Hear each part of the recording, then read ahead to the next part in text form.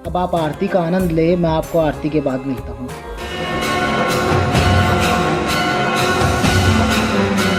और जैसा कि मैंने आपको बताया था कि मैं आपको माता हरसिद्धि जी की कहानी के बारे में अगले ब्लॉग में बताऊंगा, तो उसका भी वक्त आ गया है।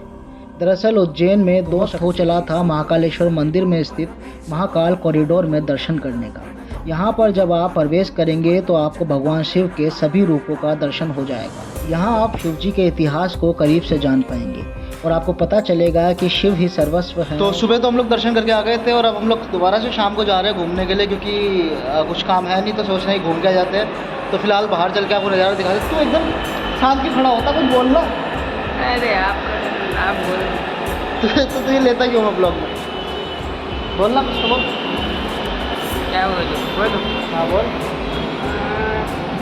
चल छोड़, चलो फिर अब अभी हम लोग नीचे की तरफ जाते हैं और बाहर का नज़ारा आपको दिखाते हैं। तो चलिए।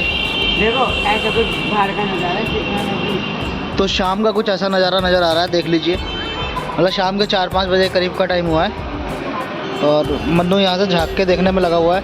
इसको भी गोलगप्पे खाने हैं। तो अभी चलते हैं नीचे लेके। तो मन्नू अभी हम लोग क्या देखने जा रहे हैं? हम लोग जा रहे हैं कॉरिडोर देखने। रात के टाइम पे वो बहुत ही ज़्यादा सुंदर नज़र आता है, तो आपको वहाँ पे चल के दिखाते हैं कि मतलब कितना सुंदर वहाँ का व्यू है। तो वहाँ चलते हैं और उसके बाद में वीडियो को वहीं से कंटिन्यू करते हैं। तो हम लोग आ गए थे गोलगप्पे की स्टॉल पे, जहाँ पे मन्नू ने गोलगप्पे ट्राई किए। उसे गोलगप्पा अच्छा भी लगा। गोलगप्पों का आनंद उठाने के बाद हम आ गए थे राम घाट पर, जहाँ शिप्रा नदी की आरती की तैयारी चल रही थी। अगर बात करें शिप्रा नदी की, तो शिप्रा नदी को शांति और शांत स्वभाव का प्रतीक माना जाता है। शिप्रा नदी अपनी प्राकृतिक सुंदरता, पवित्रता और प्रशांत माहौल के लिए प्रसिद्ध है। शिप्रा नदी के पानी का रंग हरा होता है और यह नदी जंगली प्राकृतिक स्थानों के मध्य से बहती है, जिससे यह नदी प्राकृतिक संतुलन और शांति की भावना को प्रकट करती है। यहाँ पर्यटकों को एक शांतिपूर्ण और ताजगी भरी वातावरण का आनंद मिलता है। शिप्रा नदी में स्नान करने से और यहाँ की आरती में सम्मिलित होने का विशेष महत्व बताया गया है। मान्यता के अनुसार नदी में स्नान करने से शरीर को शुद्धता की प्राप्ति होती है और यहाँ आरती करने से मन और आत्मा को शांति प्राप्त होती है। अब आप आरती का आनंद ले, मैं आपको आरती के बाद मिलता हूँ।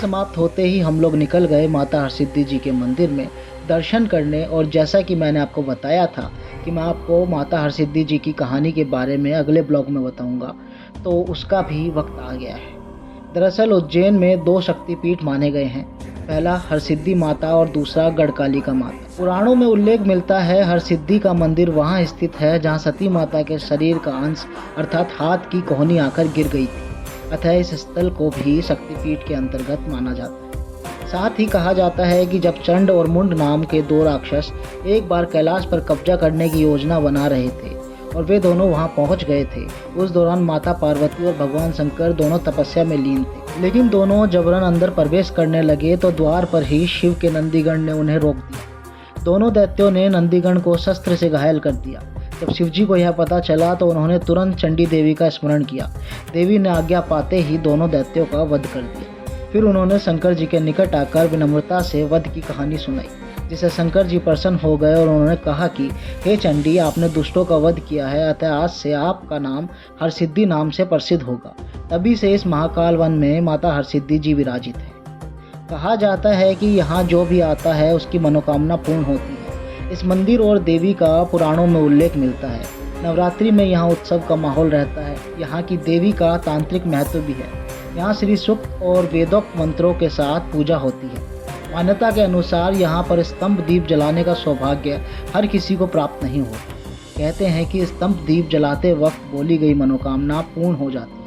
यहाँ दुर्गा से संबंधित भव्य यज्ञ और पाठ का आयोजन होता रहता है। अब हमने दर्शन तो कर लिए थे, तो वक्त हो चला था महाकालेश्वर मंदिर में स्थित महाकाल कॉरिडोर में दर्शन करने का। यहाँ पर जब आप प्रवेश करेंगे तो आपको भगवान शिव के सभी रूपों का दर्शन हो जाएगा। यहाँ आप शिव जी के इतिहास को करीब से जान पाएंगे और आपको पता चलेगा कि शिव ही सर्वस्व हैं और सर्वस्व ही शिव है। अर्थात इस सृष्टि में शिव जी की अनुमति के बिना ना कोई इंसान जन्म ले सकता है और ना ही कोई पत्ता हिल सकता है। चाहे ग्रह हो या देवता, सब कुछ शिव जी में ही समाया है। इस दुनिया में ब्रह्मा भी शिव हैं और विष्णु भी शिव हैं। तो मेरे शब्दों का अर्थ समझने के लिए आप एक बार कॉरिडोर के शॉट्स को एंजॉय कीजिए। मैं आपको इसके बाद मिलता हूँ।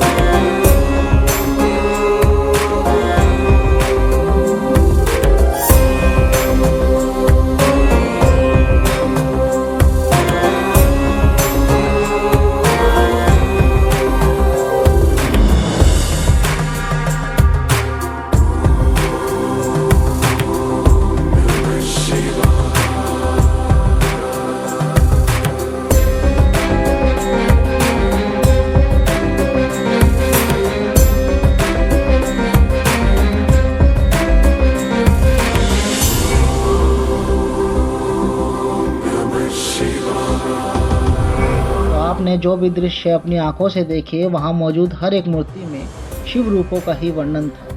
चाहे शेष स्वरूप हो या फिर महाभारत, जहाँ भी देखो शिव जी ही नजर आते हैं। मुझे उम्मीद है कि अब आप मेरी बातों को समझ चुके होंगे। तो आज के ब्लॉग को यहीं समाप्त करते हैं और अब अपने रूम की तरफ चलते हैं। कल हम उज्जैन में स्थित अन्य मंदिरों में भी घूमने जाएंगे और आपको वहाँ का भी इतिहास बताएंगे। तो ऐसे ही सनातन धर्म से जुड़े ब्लॉग को देखने के लिए आप मेरा चैनल सब्सक्राइब कर दीजिए। फिर होगी आपसे मुलाकात, तब तक के लिए बाय बाय और नमस्कार।